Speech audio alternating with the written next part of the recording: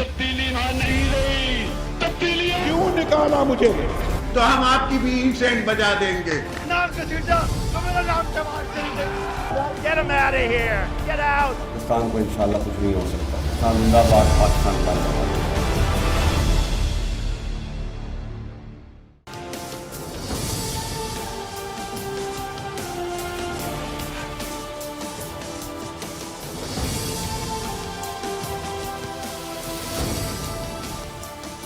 जी अस्सलाम वालेकुम। आज के प्रोग्राम में पाकिस्तान के मजमूई पॉलिटिकल स्पेक्ट्रम के हवाले से कुछ सवालात उठाएंगे, जिसमें सबसे पहले अपोजिशन का किरदार। अब अपोजिशन का किरदार आप देख रहे हैं कि कल रात से जब से मुल्क भर में पेट्रोल वालों ने, पेट्रोलियम डीलर्स एसोसिएशन ने हड़ताल का ऐलान कर रखा है, तो पूरे मुल्क में अवाम खवार हो रहे हैं। अब पेट्रोल पंप के मालिकान का, पेट्रोलियम डीलर्स का मौक़िफ़ यह है कि हमारा मुनाफा बहुत कम है। अब असल जो कहानी है अंदर की वो ये है कि जो पेट्रोल पंप का माफिया है, जो पंप मालिकान का माफिया है, वो ये समझता है कि हुकूमत के अंदर जो लोग बैठे हुए हैं वो पेट्रोल पे बहुत ज़्यादा मुनाफा कमा रहे हैं, जबकि हमारा जो हिस्सा है इस सारी लूटी हुई कमाई में से, जो आवाम की जेबों में से निकलना है, तो पंप मालिकान का माफिया समझता है कि हमारा हिस्सा बहुत कम है। अब उसके लिए उसने हड़ताल कर रखी है और कल शाम से लेके इस वक्त तक पाकिस्तान भर के अवाम जो है वो खवार हो रहे हैं। बड़े बड़े शहरों में ख़ासतौर पे जो स्टेट पेट्रोल पंप है वहाँ पर तो पेट्रोल मिल रहा है, लेकिन जो चंद एक जगह पर, वो भी इक्का दुक्का जगह पे, लेकिन जो छोटे शहर हैं और जो दरमियाने दर्जे के शहर हैं वहाँ तो बिल्कुल पेट्रोल नायाब हो गया है। अब ये हुकूमत की, इसको नाकामी कहा जाए या नाअहली कहा जाए, इसको क्या कहा जाए, ये सब तो एक जगह मौजूद है। हुकूमत की तरफ से जो भी गवर्नेंस के फॉल्ट सामने आ रहे हैं, लेकिन ओपोजिशन कहाँ है?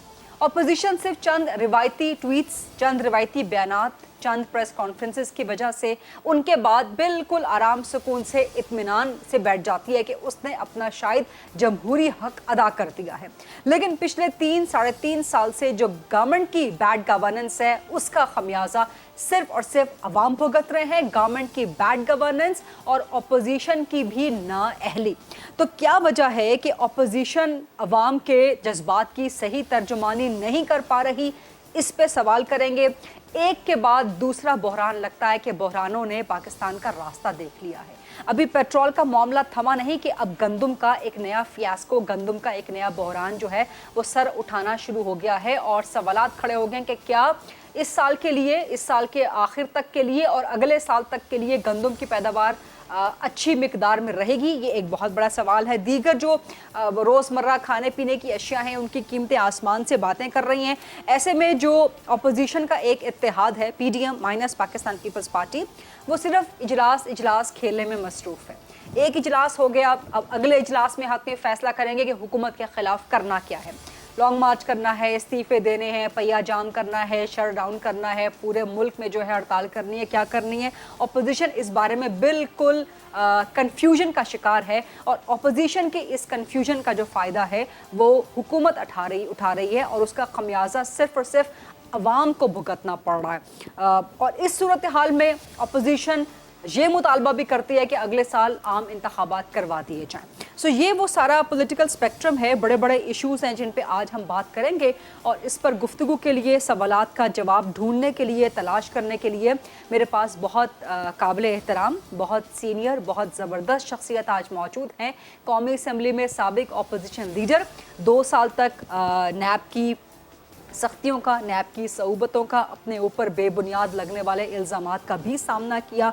पाकिस्तान पीपल्स पार्टी के सीनियर मरकज़ी सरकर्दा रहनुमा हैं, MNA हैं, जनाब सैयद खुर्शीद शाह साहब। अस्सलाम वालेकुम शाह साहब। वालेकुम सलाम। बहुत बहुत शुक्रिया शाह साहब, और बड़ा अच्छा लग रहा है आपसे बहुत अरसे के बाद, 2-2.5 साल से ज़्यादा के अरसे के बाद आपसे गुफ्तगू करके, क्योंकि इतना अरसा आपने जेल में गुजारा। वो जेल में आपका अरसा कैसा रहा? नैब का आपके साथ बर्ताव कैसा रहा? क्योंकि आज चेयरमैन नैब ने भी जो है एक प्रेस कॉन्फ्रेंस की है, कुछ उन्होंने मजीद नैब की जो है कारनामे और कार्रवाइयाँ गिनवाई हैं, उस पर भी आपसे बात करेंगे। लेकिन शाह साहब, सबसे पहला सवाल आपसे अपोजिशन की कारकर्दगी के हवाले से। मिसाल के तौर पर कल शाम से लेके कल से पाकिस्तान भर के अवाम ख्वार हो रहे हैं, लेकिन अपोजिशन सिर्फ और सिर्फ वक्ती ट्वीट्स, वक्ती बयानात, कुछ प्रेस कॉन्फ्रेंसेस, यहाँ तक महदूद है। इससे ज़्यादा अपोजिशन का किरदार खुर्शीद शाह साहब नज़र क्यों नहीं आता? आप भी कौमी असम्बली में अपोजिशन लीडर थे, आपने बड़ी ज़बरदस्त, बड़ी दबंग अपोजिशन की थी शाह साहब। इसमें कोई शक नहीं है कि पाकिस्तान के हिस्ट्री में 70 के बाद जो हालात हुए 70 में 71 में, उनके बाद अगर कोई मुश्किल दौर आया है, ये लगता है कि हम किसी जंग से वापस आए हैं और मुल्क में जो अफरा तफरी है और जो मैशियत की तबाही है, जो कॉन्फिडेंस ख़त्म हो चुका है पब्लिक का भी, उस हालात से अब इसलिए मुल्क गुजर रहा है। अब बात रही आपकी कि अपोजिशन बड़ी खामोश है। अपोजिशन खामोश नहीं है, अपोजिशन अपना रोल अदा कर रही है, पार्लियामेंट के अंदर भी, पार्लियामेंट के बाहर भी। मेरी अपनी सियासत ये रही है अपनी पार्टी के साथ मिलके कि जब मैं अपोजिशन लीडर था तो मैं लड़ाई मार धार के ख़िलाफ़ था। उससे और नुकसान होता है, उससे और मुल्क की रियासत को नुकसान होता है। अगर आज हम इन हालात में अगर निकल पड़ते हैं तो आप ही लोग ये कहना शुरू कर देंगे कि अपोजिशन गैर जिम्मेदाराना काम कर रही है और लड़ाई में पड़ गई है और डंडे मार रही है, रास्ते बंद हैं, पेट्रोल पंप बंद हैं, बाज़ारें बंद हैं, लोग मुश्किल में हैं और अपोजिशन अपनी सियासत कर रही है। हमारे लिए तो डबल जेपर हो गया कि किस तरफ जाए। बावजूद उसके हम अपना रोल अदा कर रहे हैं। हुकूमत को 2-3 साल दिए कि वो जाके अपने आप को ठीक करे। पहले तो उन लोगों ने खुद 100 डेज लिए थे, फिर 6 महीने का दौर लिया, फिर उसके बाद कहा 1 साल, फिर कहा 2 साल, फिर कहा 3 साल, अब कहते 10 साल। तो ये तो उनका जो भी होना था वो सामने हम आप सबके है, जो कमिटमेंट उनकी थी और वो जो आज हो रहा है। जहाँ तक पेट्रोलियम की बात है, किसी हद तक ये मैं बात करूँगा, जो पेट्रोल जिसको पेट्रोल माफिया आप कह रहे हैं, बात करूँगा कि उनकी बात भी कहीं पे बात सही है कि पहले उनका जो टैंकर आता था अगर 1 करोड़ का आता था तो आज वो टैंकर 3 करोड़ का आ रहा है। उनकी इन्वेस्टमेंट 1 करोड़ से 3 करोड़ हो गई और मुनाफा उनका वही है। तो इस हद तक कोई बात होती है। हुकूमत को जब तेल की कीमतें बना के टैक्सेस लगा के अपने ख़जाने के लिए तो बात करती है, क्योंकि वो डायरेक्ट टैक्सेस से ज़्यादा कमा रहे हैं और अपना प्रॉब्लम रिजॉल्व कर रहे हैं। तो नेचुरली ये बिजनेसमैन है, ये भी कहेंगे कि हमारा भी इसमें हिस्सा होना चाहिए जो हम नुकसान बर्दाश्त कर रहे हैं। तो ये बात अपनी जगह पे उनकी सही है। जब भी कोई मसला होता है उसको रिजॉल्व करने के लिए एक कमेटी होती है जो रिजॉल्व करती है। अनफॉर्चुनेटली इस हुकूमत के पास कोई ऐसी टीम नहीं है जो इकोनॉमी को समझती हो। सारे लोग आते हैं, 4 वज़ीर ख़जाना तब्दील कर चुके हैं और 4 वज़ीर ख़जाना की अपनी अपनी व्यूज़ थे, अपनी अपनी प्लानिंग थी। और जो स्टेट बैंक का गवर्नर ले आए वो भी अपनी सोच के तहत आया। अब तो ये जुल्म भी हो रहा है कि पाकिस्तान की स्टेट बैंक IMF के पास गिरवी हो रही है, यानी इनडायरेक्ट वे में वो गिरवी कर रहे हैं। ये नहीं कि उन कंट्रोल उनके हाथ में भी दे रहे हैं, वो गिरवी कर रहे हैं कि भाई ये पाकिस्तान आप संभालें, क्योंकि फाइनेंशियल जितना भी प्रॉब्लम होते हैं वो डील करती है स्टेट बैंक ऑफ पाकिस्तान। उसके बाद नीचे बैंकें आती हैं, पॉलिसी वो देते हैं। तो ये सारी चीज़ें अब हो रही हैं। अब और हमें डर है कि क्या होने वाला है, क्या हो सकता है, किस तरफ ये जा सकते हैं, वो क्या कर सकते हैं। तो मेरी ये समझ में आता है कि इनको अभी तक गरीब लोगों के लिए एहसास नहीं हुआ, क्योंकि ये वो लोग हैं जिसने सियासत कभी की नहीं है। इनको पता ही नहीं है कि सियासत क्या होती है और सियासत को ये अभी तक समझ नहीं सके हैं। सियासत को ये समझते हैं कि आओ खाओ पियो और जाओ। अभी तक इस हुकूमत ने जिसने बड़े बड़े दावे किए थे कि हम करप्शन को रोकेंगे, महंगाई को रोकेंगे, वो आपके सामने है कि कितना महंगाई को रोका है, कितना डॉलर को रोका है, कितना पेट्रोल को रोक सके हैं, कितना गैस को रोक सकते हैं, कितना बिजली को रोक सके हैं। यानी ये 3 गुना 2 गुना कीमतें बढ़ गई हैं और इनके कान पे जू नहीं चल रही। ये इश्यूज़ हैं, मगर अपोजिशन इंशाल्लाह पीपल्स पार्टी 30 तारीख को जो में तासीस है अपना लाएअमल तैयार करेगी। हमारी पूरी कोशिश है कि पार्लियामेंट के अंदर और पार्लियामेंट के बाहर दोनों तरफ हम अपना मुहाज ओपन करें। अब गरीबों के लिए, इस मुल्क के लोगों के लिए क्या तकदीर में यही लिखा हुआ है कि उनको भूख मिले और हम अपने वोट लेते रहें। हम अब जमहूरियत को पार्लियामेंट के साथ रखा है। पार्लियामेंट को जब तक आप मजबूत नहीं करेंगे, आज जितने भी गरीदा प्रॉब्लम्स हैं वो इसलिए हो रहे हैं कि आपने अपना जो पिलर है, जो अपना असल जो आपकी स्पेस है, उसको बिल्कुल ख़त्म कर दिया है। पार्लियामेंट को बिल्कुल रबड़ स्टैम्प बना दिया है और इससे रबड़ स्टैम्प बनते बनते आपके अदारे भी रबड़ स्टैम्प बनते जा रहे हैं, कोई किसी के कंट्रोल में नहीं है। तो सबसे पहले अगर आपको अब पाकिस्तान का इलाज सिर्फ एक ही है कि मजबूत पार्लियामेंट ही मजबूत पाकिस्तान बना सकती है। मजबूत पार्लियामेंट मजबूत पाकिस्तान बना सकती है, बिल्कुल आपकी बात दुरुस्त है। और उसमें दोनों ट्रेजरी बेंचेस ने भी, अपोजिशन बेंचेस ने भी, दोनों ने अपना किरदार अदा करना है। लेकिन मिसाल के तौर पे शाह साहब सिर्फ एक छोटी सी मिसाल ले लें कि जब कानून साजी कर रही थी अभी पिछले 1-2 हफ्ते में हुकूमत, तो जो मुश्तरका इजलास उसने बुलवाया था, कौमी असम्बली में भी आप लोगों ने, अपोजिशन ने शदीद एहतजाज किया, उसके बाद आप लोग वॉकआउट कर गए और उस वॉकआउट की वजह से एक ओपन फील्ड मिल गई कौमी असम्बली में। लेकिन जब वही कवानीन सेनेट में गए तो वहाँ अपोजिशन के नंबर्स ही मौजूद नहीं थे।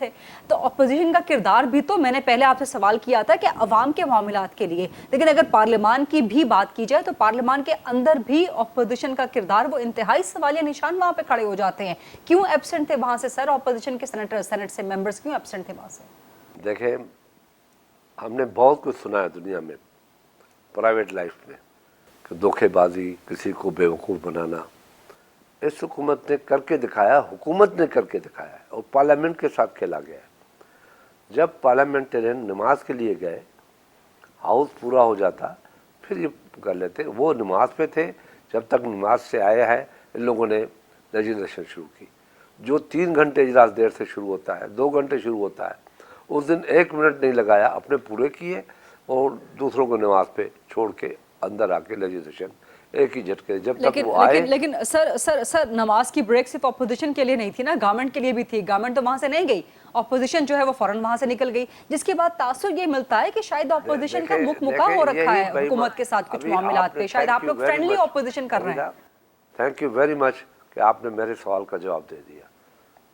अभी तो ठीक बात आप लोग करते हैं कि ये बनाया गया था प्लान, हाँ। कि अपोजिशन गवर्नमेंट नहीं जाएगी, नमाज का ब्रेक आधा घंटा होता है, ये 20 मिनट के अंदर इन लोगों ने फिर शुरू कर दिया, क्योंकि वो मौजूद थे। वो आए ही नहीं, नमाज के अंदर थे और जुमे का नमाज था, खुतबा होता है, मगर इन लोगों ने आधे घंटे का 20 मिनट के अंदर शुरू कर दिया। और जहाँ पार्लियामेंट की बात है वहाँ पे हम मौजूद रहे, हम वहाँ रहे, हम हाउस से वॉकआउट करके, वॉकआउट किया, बैकआउट नहीं किया, बैठे रहे और सुनते रहे इनकी। मगर प्राइम मिनिस्टर आए और खामोशी से भाग भी गए, बैठे भी नहीं। इस तरीके से पार्लियामेंट नहीं चलेगी। आपको भी इसके लिए तैयार रहना चाहिए कि जब पार्लियामेंट को आप खुद कमज़ोर कर रहे हैं अपने हाथ से, ये तो आप एक मिसाल बता रहे हैं, मैं अपनी मिसाल बता रहा हूँ। हम लेजिस्लेशन करते थे, आज भी वो बंदा जिंदा है। आप चले जाएं जाहिद हामिद के पास, कि मैं पहले फाइल लेजिस्लेशन के 1 फाइल 2 फाइल जाहिद हामिद के हवाले करता था कि इसको देख लें, क्योंकि ये लेजिस्लेशन मुल्क के लिए है। फ़र्क ये है कि वो हमारी लेजिस्लेशन कंट्री के लिए थी, मुल्क के लिए थी, रियासत के लिए थी।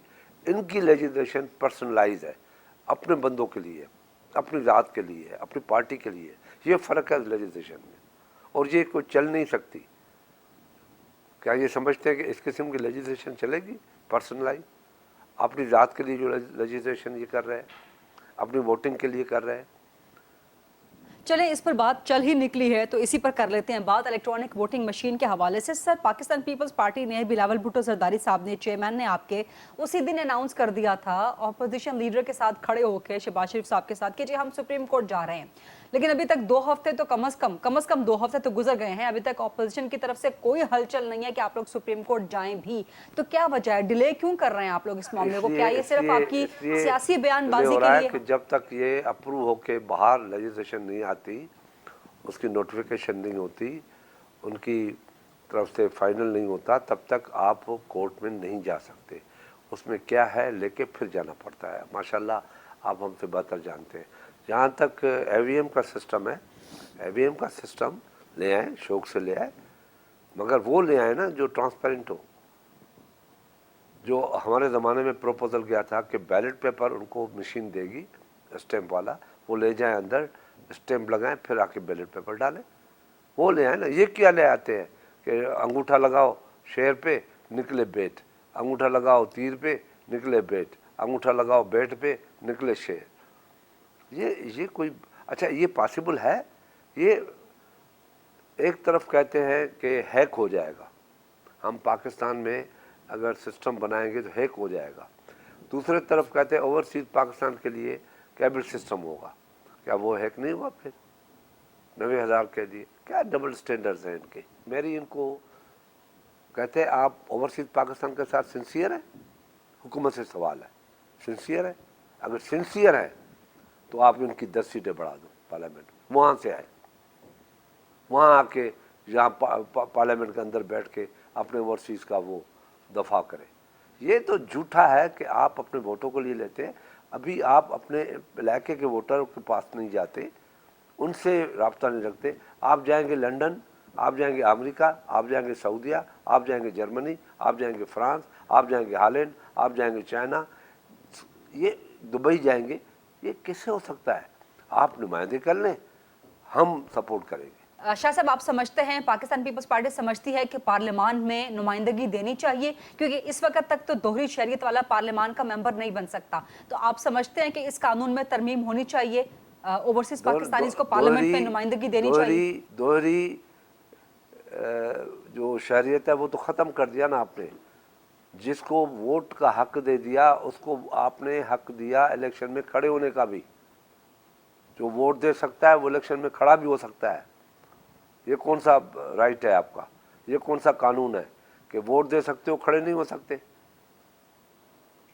तो आप ले आओ, 10 मेंबर ले आओ, जिसका जितना शहर है, आके डायरेक्ट उनकी नुमाइंदगी करें ना। ये ड्रामा हम क्यों कर रहे हैं?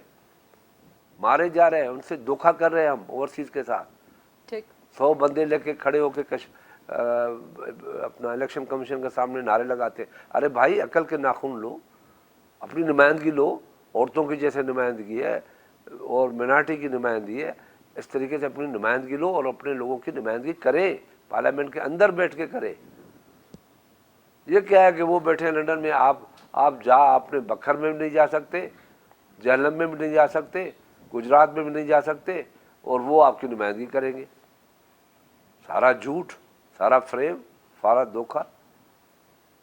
इस तरीके से मुल्क की लेजिस्लेशन नहीं होती। ठीक। अच्छा शाह साहब, आप समझते हैं कि मीठा सुप्रीम कोर्ट में ये सारे कड़वा कड़वा थू थू। ठीक है शाह साहब, इस चीज़ को मजीद कंटिन्यू करते हैं। कुछ मजीद सवालात भी हैं आपसे करने के लिए। एक छोटी सी ब्रेक का वक्त हुआ। Let's take a short quick break. हम आज स्पेशल इंटरव्यू कर रहे हैं, गुफ्तगू कर रहे हैं खुसूसी सैयद खुर्शीद शाह साहब से। Let's come back after short break.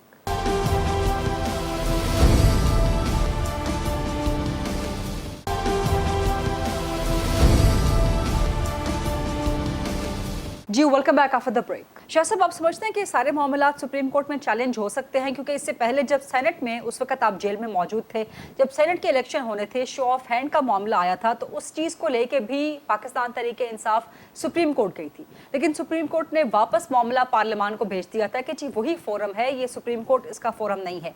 तो क्या आप वाकई समझते हैं कि इस कानून साजी को भी, जो कि पार्लियामान के फ्लोर पे हुई है, जो कि जुरिस्डिक्शन है पार्लियामेंट की, आप समझते हैं कि उसको सुप्रीम कोर्ट में ले जा सकती है ऑपोजिशन और कामयाब होगी? फिर पार्लियामेंट की सुप्रीमेसी कहाँ पे रहेगी सर? पार्लियामेंट की सुप्रीमेसी को कोई चैलेंज नहीं कर सकता। पार्लियामेंट की सुप्रीमेसी बिल्कुल है जी, मगर कोई ऐसा इशू जिसके लिए सुप्रीम कोर्ट की राय चाहिए तो वो जा सकता है, वो गुंजाइश है जाने की। लेकिन सर, लेकिन शाह साहब, यहाँ पे आप लोग सिर्फ राय तो नहीं मांग रहे, यहाँ पे तो आप नल एंड वॉइड करवाना चाहते हैं इस कानून साजी। देखिए, इसलिए लाइन चाहिए कि आर्टिकल 10 के तहत टोटल जितना अपना मेंबर्स हैं उनका 50% होना चाहिए, 222 होना चाहिए जी।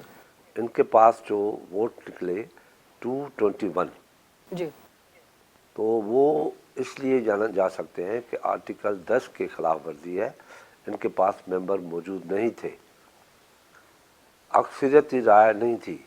टोटल पार्लियामेंट के 243 में से 244 में 222 उनका बनता है फाइनल, तो नहीं था, एक कम था, तो ये क्लियरेंस के लिए तो जाना चाहिए। शाह साहब, ये आप आइन को कोट कर रहे हैं या रूल्स कोट कर रहे हैं? मैं आइन को कोट कर रहा हूँ, आइन के अंदर आर्टिकल 10 के तहत। ठीक, तो आप समझते हैं कि इस बुनियाद पे सुप्रीम कोर्ट से नल एंड वॉइड हो सकता है फिर ये कानून?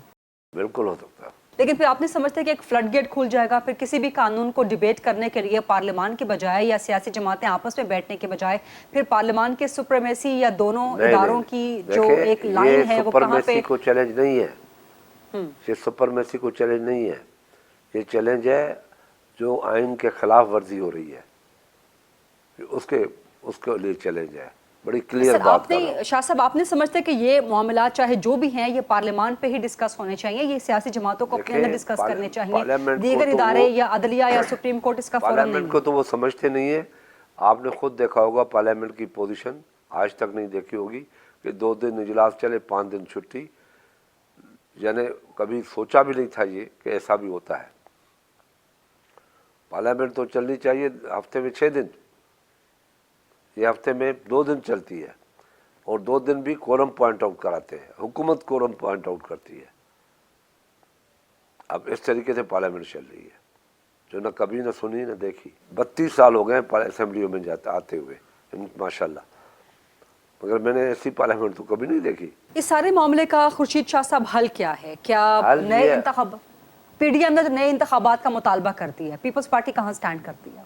देखिए, नए मुतालबात हम इसलिए डिमांड कर रहे हैं, वो भी आइन के थ्रू, वैसे नहीं कि खुदा न खासा कुछ गड़बड़ करो और फिर कर दो 90 डेज में। आइन के थ्रू करो और आइन के बाद फिर आप इलेक्शन में जाओ, रूल्स ठीक करो, इलेक्शन लॉज ठीक करो और फिर 6 महीने 5 महीने 9 महीने के बाद आप इलेक्शन में जाओ। लेकिन शाह साहब, ये मुतालबा फिर किससे है नए इलेक्शन करवाने का? क्योंकि हुकूमत तो अपनी आईनी मुद्दत से पहले इलेक्शन करवाने के बिल्कुल हक में नहीं है, बल्कि वो तो नवंबर 2023 में इलेक्शन करवाने का सोच रहे हैं। हुकूमत तो 10 साल के लिए भी इलेक्शन कराने के लिए तैयार नहीं है। हुकूमत क्यों कराएगी? नहीं, आईनी मुद्दत तो 2023 में खत्म हो रही है, तब तो करवाने पड़ेंगे 2023 में इलेक्शन। देख, करानी पड़ेगी, उनका बस चले तो उसको बढ़ा भी देंगे। वो ऐसी ला ले आएंगे शरीफुद्दीन पीरजादा वाली कि उसके तहत फिर चल पड़ेगा मामला। लेकिन शाह साहब, यही पर सवाल क्रिएट होता है ना कि फिर ऑपोजिशन भी अपने अंदर क्लियर नहीं है, ऑपोजिशन को पता ही नहीं है कि वो किससे मुतालबा कर रही है नए इलेक्शन के करवाने का, या नए इलेक्शन करवाने के लिए वो प्रेशर टैक्टिक क्या यूज कर रही है, इस्तीफे देना चाह रही है कि नहीं देना चाह रही, लॉन्ग मार्च करना चाह रही है कि नहीं, मुल्क गिर हड़ताल या कोई पहिया जाम या कोई शट डाउन, कोई आपके पास प्रेशर टैक्टिक्स तो है नहीं। इसीलिए मैंने पहला सवाल किया था, हम घूम फिर गरीदा आप इंशाल्लाह मुतमिन रहें, आपको सारे तरीके मिल जाएंगे और फिर आपसे एक मुलाकात होगी, आपसे बातचीत होगी, फिर आप मुझे कहेंगे कि आप ठीक कह रहे थे और यही तरीका है जो आपने अभी शुरू किया है।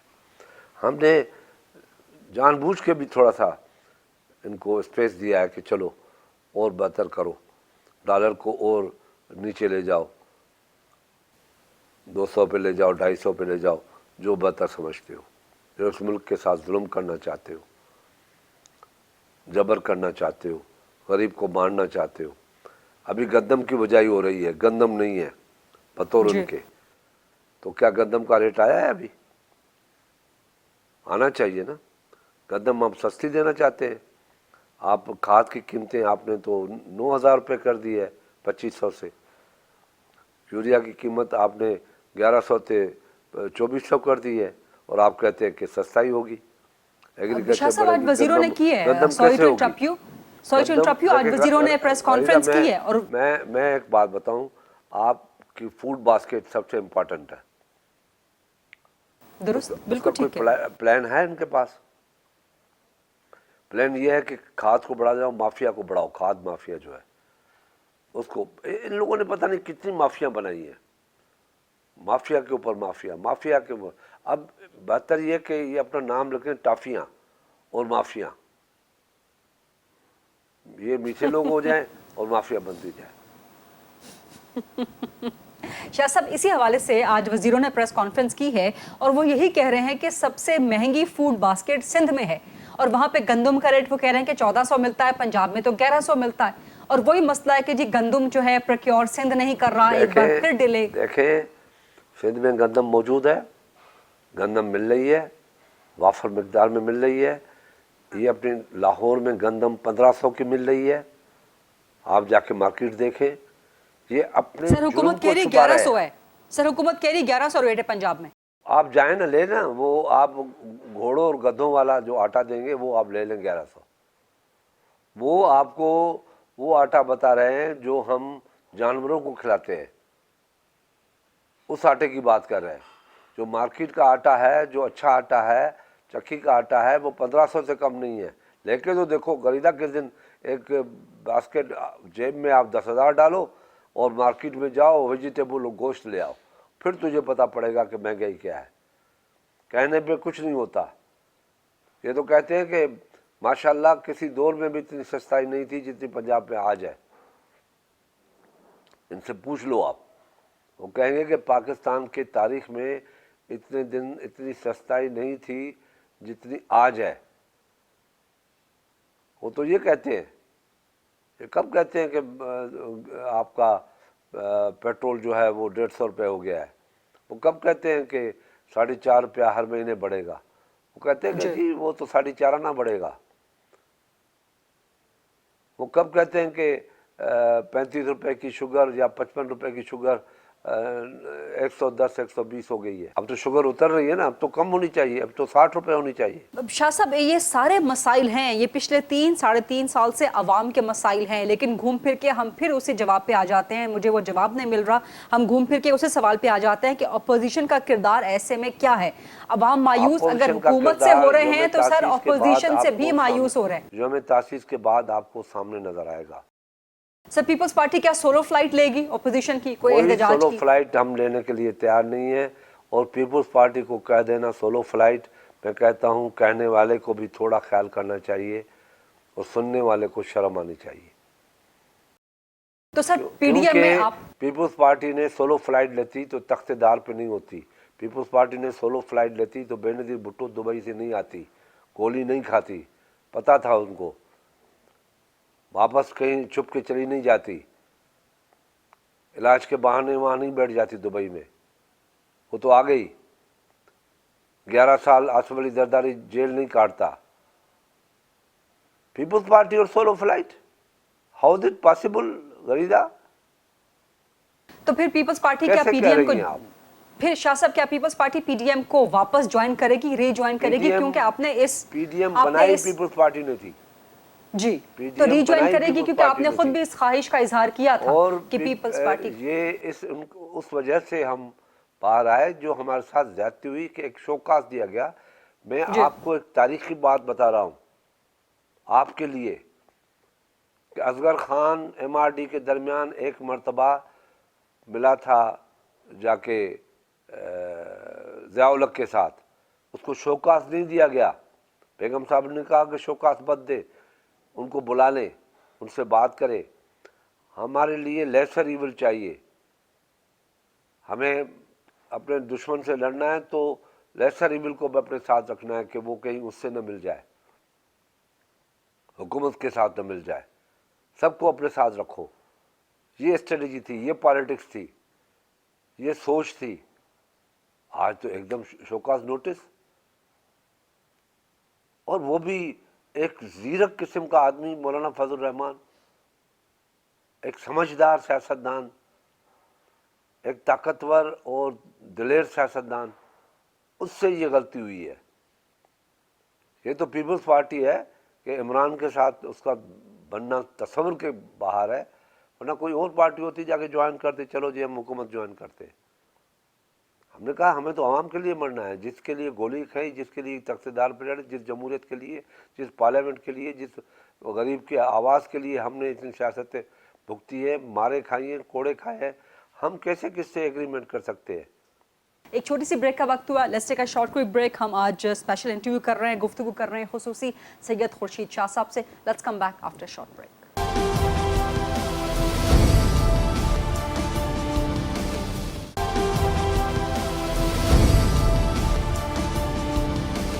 जी welcome back after the break. Shah साहब आप क्या समझते हैं कि अभी पीपल्स पार्टी की कोई वापसी हो सकती है या हो रही है? कोई बैकडोर रास्ते हैं पीडीएम में वापसी के लिए? देखें, हमने असेंबली के अंदर, आप अप्रिशिएट भी करना, एक मरतबा भी अप्रिशिएट गरीदा आपने नहीं किया है कि बिलावल भुट्टो ने शहबाज शरीफ से मिलके एक बेहतरीन अपोजिशन, ज्वाइंट अपोजिशन बना दी अंदर। ये बाहर भी आएगी, एक मरतबा भी आप लोगों से, एंकरों से ये नहीं होता है कि आप बेहतर अपोजिशन का किरदार रहा है पार्लियामेंट में। जो अलग अलग थे वो एक हो गए, सिर्फ आवाम के लिए, सिर्फ आवाम के मसाइल के लिए, सिर्फ महंगाई के लिए, बेरोज़गारी के लिए, बिजली बहरान के लिए, गैस बहरान के लिए।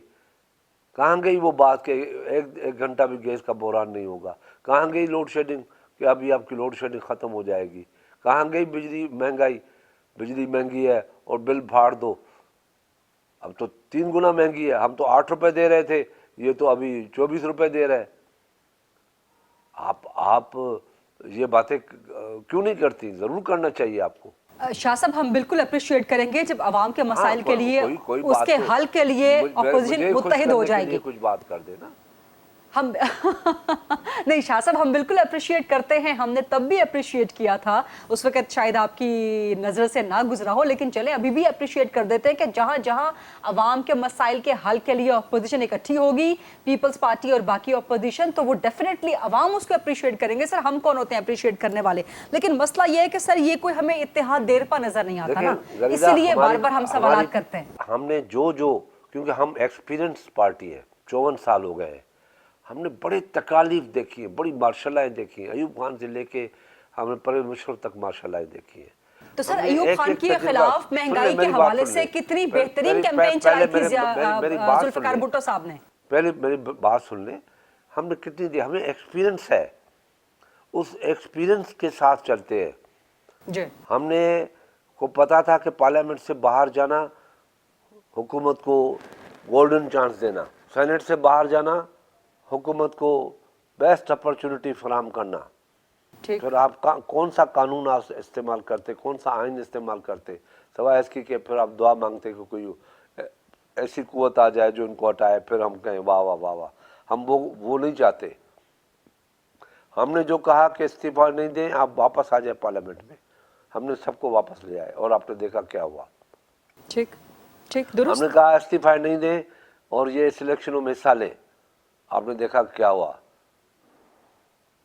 बादलों में, धुंध में सारी स्टोरियां हुई, इलेक्शनें जीती, 12 में से 11 इलेक्शन जीती, लाले पड़ गए पीटीआई को। हमने कहा कि सेनेट से नहीं जाना है, इलेक्शन में हिस्सा लेना है, आपने देखा कि नेशनल असेंबली में हमने लड़ के जीत के दिखाया आपको। आपने ये भी देखा कि सेनेट के अंदर खड़े हैं तो 64 है, बैठे हैं तो 50 है। दुनिया ने देख लिया, ख्वारी नसीब हुई हुकूमत को, मगर उनको आवाम से प्यार नहीं है, वो चाहते हैं हमारी हुकूमत चले। हमें तो लड़ना है। आपके साथ जो कुछ हो रहा है, आपका दिल, मैं देख रहा हूँ, आपका दिल जो है वो भड़क के ऊपर आ रहा है कि मैं कुछ चंद बातें शाह साहब से भी जज्बात में कर दूं, मगर आप मजबूर हैं। ऐसी हालात कर दी हैं मीडिया के साथ कि आप खुल के सवाल भी नहीं कर सकती। मजबूरियां हैं आपकी। पहले कभी ऐसा नहीं हुआ था।